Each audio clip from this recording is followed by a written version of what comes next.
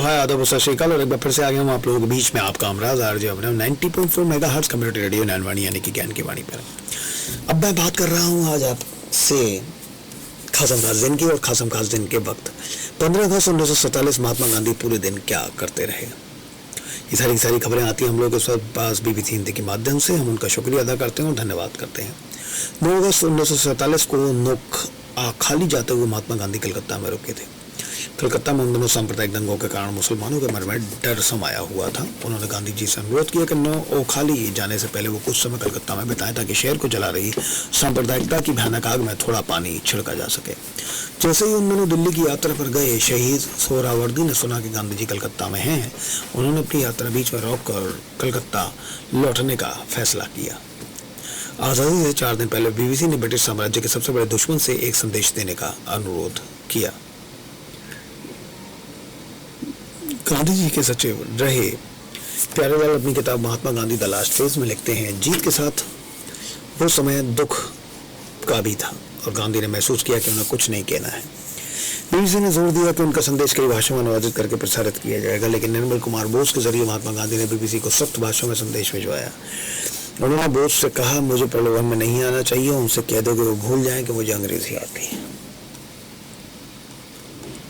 सोहरावर्दी ने गांधी से कलकत्ता में रुकने के लिए कहा। उसी समय जब शहीद सोहरावर्दी ने कलकत्ता को कुछ समय के लिए गांधी की जरूरत है तो गांधी ने जवाब दिया, ठीक है, मैं 9 खाली की यात्रा स्थगित कर देता हूं, बशर्ते आप मेरे साथ रहना स्वीकार करें। हमें तब तक काम करना होगा जब तक कलकत्ता में हर हिंदू और मुसलमान उस जगह पर नहीं लौट जाता जहां वो पहले रह रहा था। हम अपनी आखिरी सांस तक अपनी कोशिश जारी रखेंगे। मैं नहीं चाहता कि आप इस पर तुरंत फैसला लें। आप अपने घर जाएं और अपनी बेटी से सलाह करें। पुराने सोहरावर्दी को मरकर एक फकीर का रूप धारण करना होगा। सोहरावर्दी ने गांधी का प्रस्ताव स्वीकार कर लिया। 12 अगस्त को ही प्रार्थना सभा में गांधी ने कहा कि उन्हें कुछ हिंदुओं से आगाह किया है कि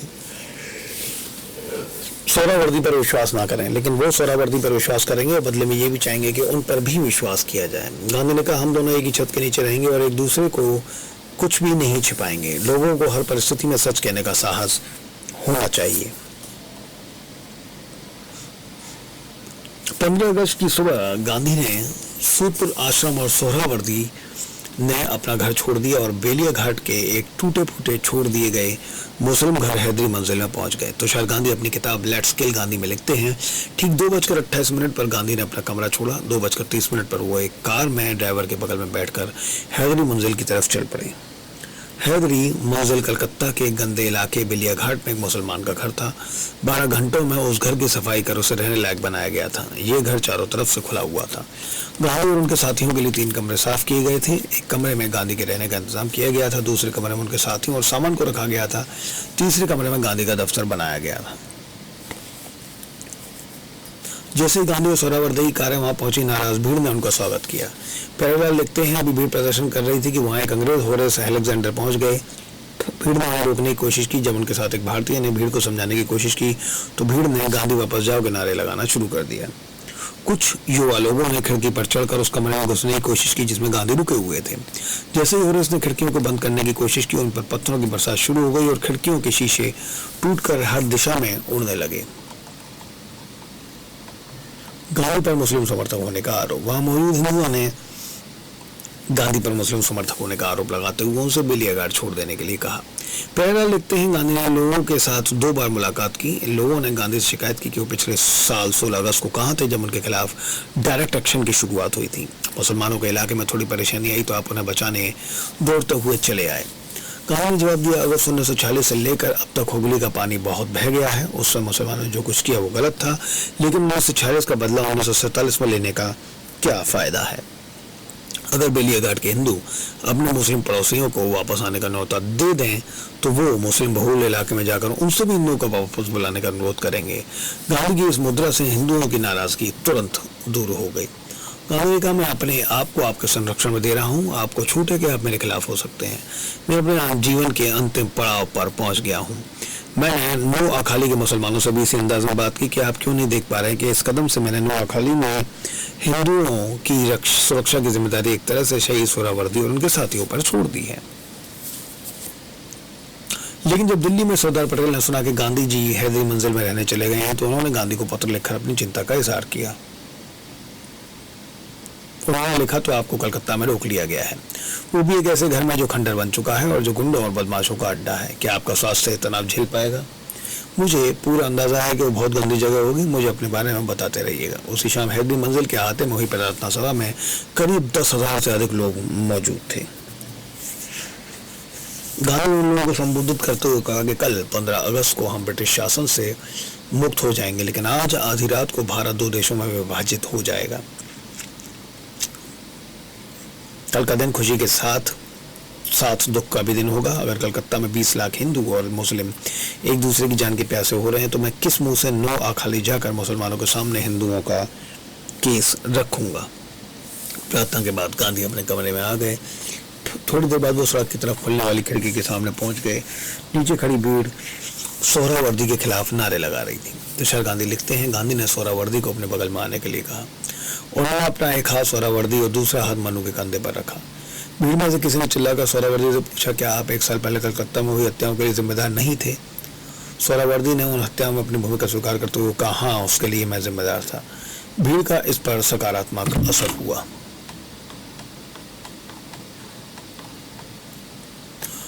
14 अगस्त की शाम जब भारत आजाद हो रहा था तो नेहरू संसद के केंद्रीय हॉल में अपना भाषण दे रहे थे। 3 दशकों से भारत की आज़ादी की लड़ाई लड़ने वाला सबसे बड़ा नेता हैदरी मंजिल के एक अंधेरे कमरे में फर्श पर गहरी नींद में सोया हुआ था।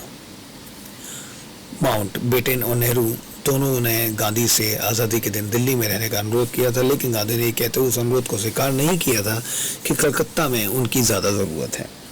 15 अगस्त 1947 भारत के करोड़ों लोगों के लिए एक खास ऐतिहासिक दिन था, लेकिन गांधी जी के लिए भी दूसरे कारण से वो दिन बहुत खास था। इस दिन उनके निकटतम सहयोगी रहे महादेव देसाई की 5वीं पुण्यतिथि थी। प्रमोद कपूर अपनी किताब गांधी एंड इलस्ट्रेटेड बायोग्राफी में लिखते हैं, उन दिनों गांधी हैदरी मंजिल में जागने के अपने नियत समय से 1 घंटा पहले 2 बजे उठ गए। पिछले साल 5 सालों के 15 अगस्त की तरह उस दिन भी उन्होंने उपवास रखा और अपने सचिव की याद में पूरी गीता पढ़वाई। गांधी से मिलने वालों का तांता। गांधी के मुस्लिम मेजबानों ने पूरे घर को तिरंगे झंडे से सजा रखा था। भोर होने से पहले ही रविन्द्रनाथ टैगोर के गीत गाता हुआ युवा लड़कियों का एक जत्था वहां आया। जब वो गांधी की खिड़की के नीचे पहुंची तो उन्होंने गाना बंद कर दिया और वहां हो रही प्रार्थना में शामिल हो गई। थोड़ी देर बाद लड़कियों का एक और जत्था वहां पहुंच गया और उसने भी गीत गाने शुरू कर दिए। दोपहर को गांधी बेलिया घाट में एक मैदान में प्रार्थना सभा में गए, जहां हिंदू, मुस्लिम और समाज के हर तबके के लोग शामिल हुए। वहां सब ने एक सुर में नारा लगाया, हिंदू मुस्लिम एक हों। उस दिन कलकत्ता में आज़ादी के स्वागत में हर जगह रोशनी की गई थी, लेकिन गांधी इस सबसे दूर ही रहे। राजमोहन गांधी की जीवनी मोहनदास में लिखते हैं, उस दिन हैदरी मंजिल में गांधी से मिलने वालों का तांता लगा रहा। मिलने वालों में प्रफुल्ल घोष की अध्यक्षता वाली नई मंत्रिपरिषद, पश्चिम बंगाल के राज्यपाल राजगोपालाचारी, छात्र कम्युनिस्ट और बहुत से आम लोग भी थे। ब्रिटिश लोगों को अपना प्यार भेजा। उसी शाम उन्होंने इंग्लैंड में अपनी दोस्त अगाथा हैरिसन को एक पत्र लिखा। प्रिय अगाथा, मैं चरखा काटते हुए ये पत्र तुम्हें डिक्टेट कर रहा हूँ। तुम्हें पता है, आज जैसे बड़े अफसरों को मेरा मनाने का अपना तरीका है। प्रार्थना कर ईश्वर को धन्यवाद देना। इसके बाद उपवास का समय है, अगर आप फल के रस को पीने का उपवास माने तो, और फिर गरीबों के साथ अपना जुड़ाव दिखाने के लिए चरखा काटना। ब्रिटेन में मेरे सारे दोस्तों को प्यार। इस तरह ब्रिटिश साम्राज्य के सबसे बड़े दुश्मन ने अपने देश की आज़ादी के दिन सभी ब्रिटेन वासियों को अपना प्यार भेजा। उसी दिन गांधी ने राजकुमारी अमृत कौर को भी एक पत्र लिखा, मैं एक मुस्लिम घर में रह रहा हूँ, वो सब बहुत अच्छे हैं, मुझे जितनी मदद की ज़रूरत है वो मुझे अपने मुस्लिम दोस्तों से मिल रही है। मुझे दक्षिण अफ्रीका में बिताए और खिलाफत के दिन याद आ रहे हैं। हिंदू और मुसलमान एक दिन के अंदर दोस्त बन गए हैं। मुझे नहीं पता कि ये कब तक चलेगा। ऐसा लगता है सोहरावर्दी भी अब बदल गए हैं।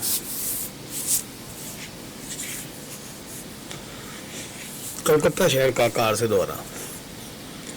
अपनी प्रार्थना सभा में गांधी जी ने कलकत्ता के लोगों के दिलों में हो रहे बदलाव पर अपनी खुशी जाहिर की और लाहौर से आ रही पागलपन की खबरों और चटगांव में जो अब पाकिस्तान का हिस्सा बन चुका था अचानक आई बाढ़ पर अपनी चिंता प्रकट की। और उन्होंने कलकत्ता के लोगों से भारत में रहने का फैसला करने वाले अंग्रेजों से उसी तरह का व्यवहार करने का अनुरोध किया जैसा व्यवहार वो अपने प्रति करने की अपेक्षा करते हैं। फिर उन्होंने असामान्य फरमाइश की कि उन्हें कलकत्ता की सड़कों पर कार से घुमाया जाए ताकि वो अपनी आंखों से देख सकें कि कलकत्ता के लोगों के दिलों में आया बदलाव वाकई एक चमत्कार है या दुर्घटना है। अगले दिन यानी 16 अगस्त को गांधी ने हरिजन के एक अंक में लिखा, कलकत्ता के लोगों के दिलों में हुए परिवर्तन का हर जगह श्रेय मुझे दिया जा रहा है, जिसके मैं लायक नहीं हूँ, न ही शहीद सोहरावर्दी इसके हकदार हैं। ये बदलाव एक या दो व्यक्तियों की कोशिश से नहीं आ सकता। हम लोग ईश्वर के हाथ के खिलौने हैं, वो हमें अपनी धुनों पर नचाता है। 18 अगस्त को ईद थी। उस दिन मोहम्मडन स्पोर्टिंग फुटबॉल क्लब के मैदान पर हुई गांधी की प्रार्थना सभा में करीब 5 लाख हिंदू और मुसलमान शामिल हुए। हर दिन उनकी सभाओं में भीड़ बढ़ती जा रही थी। 15 अगस्त को गांधी के पास पटना से टेलीफोन संदेश आया कि कलकत्ता के जादू का असर वहां भी महसूस किया जा रहा है। 24 अगस्त को संविधान सभा की बैठक में मुस्लिम लीग ने एक प्रस्ताव पास कर कलकत्ता में शांति बहाल करने और दोनों देशों के बीच भाईचारा बढ़ाने के गांधी के प्रयासों की तारीफ करते हुए कहा कि इससे हजारों मासूम लोगों की जान बच गई है। लॉर्ड माउंटबेटन ने भी महात्मा गांधी को पत्र लिखकर कहा, पंजाब में हमारे पास 55,000 सैनिक हैं, तब भी वहाँ दंगे जारी हैं। बंगाल में हमारे पास सिर्फ एक शख्स है और वहाँ दंगे पूरी तरह से रुक गए हैं। एक प्रशासक के तौर पर क्या मुझे 180 में बल और उसके नंबर 2 सोहरावर्दी को अपना सम्मान प्रकट करने की अनुमति है? आपको 15 अगस्त को संविधान सभा में गूंजी तालियों की आवाज़ सुननी चाहिए थी, जो आपका नाम आने के बाद वहाँ गूंजी थी। उस समय हम सब आपके बारे में सोच रहे थे। शांति के लिए उपवास। महात्मा गांधी सोहरावर्दी के साथ नाव और खाली जाने की योजना बना रहे थे, लेकिन उन पर नेहरू और पटेल का दबाव था कि वहां के पंजाब जाएं, जहां दिनों दिन हालत खराब होती जा रही थी। लेकिन 31 अगस्त को हैदरी मंजिल पर हुए हिंसक प्रदर्शन ने गांधी को फिर से अपनी योजना बदलने पर मजबूर कर दिया। रात 10 बजे नाराज हिंदुओं ने घर की खिड़कियां, दरवाजों और छतों के पंखे तोड़ दिए। रात 10 बजे ये सब हुआ। गांधी पर पत्थर और लाठियां फेंकी गई। राजमोहन गांधी लिखते हैं कि उस दौरान आभा और मनु ने गांधी का साथ नहीं छोड़ा। गांधी ने हाथ जोड़कर उपद्रवियों से चले जाने के लिए कहा, लेकिन वे तभी वहां से हटे जब पुलिस अधीक्षक वहां पहुंचे। गांधी रात 12:30 बजे सोने चले गए, लेकिन 3 घंटों के भीतर फिर से जाग गए। उन्होंने सरदार पटेल को पत्र लिखकर घटना का ब्यौरा दिया। सुबह जब कलकत्ता में हुई हिंसा में करीब 50 लोगों के मरने की खबर गांधी के पास पहुंची, तो उन्होंने तय किया कि वो ना तो नाव खाली जाएंगे और ना ही पंजाब। वो तब तक हैदरी मंजिल में ही रहकर उपवास जारी रखेंगे जब तक कलकत्ता में शांति फिर से बहाल नहीं हो जाती है। गांधी के उपवास का तुरंत असर हुआ और कलकत्ता में आश्चर्यजनक रूप से खून खराबा रुक गया। हिंदू और मुसलमानों ने मिलकर शहर में शांति मार्च निकाला। कलकत्ता के करीब 500 पुलिसकर्मियों ने भी गांधी के समर्थन में ड्यूटी पर रहते हुए उपवास किया। शांति के वादे के बाद तोड़ा उपवास। समाजवादी नेता राम मनोहर लोहिया गांधी के सामने युवा हिंदुओं को लेकर गए, जिन्होंने हिंसा में अपना हाथ होना स्वीकार किया। उन्होंने अपने सारे हथियार गांधी के सामने रख दिए। गांधी ने उन्हें देखकर कहा, मैं अपने जीवन में पहली बार स्टेन गन देख रहा हूँ। जब 4 सितंबर को एक दूसरे समूह ने गांधी के सामने आकर कहा कि वो कोई भी सजा भुगतने के लिए तैयार है, बशर्ते आप अपना उपवास तोड़ दें, गांधी का जवाब था, मुसलमानों के घरों में जाकर उन्हें आश्वस्त करिए कि उनका जीवन अब पूरी तरह सुरक्षित है। सभी धर्मों के लोगों द्वारा शांति बनाए रखने का वादा करने के बाद 4 सितंबर को गांधी ने 72 घंटों बाद अपना वो उपवास तोड़ दिया।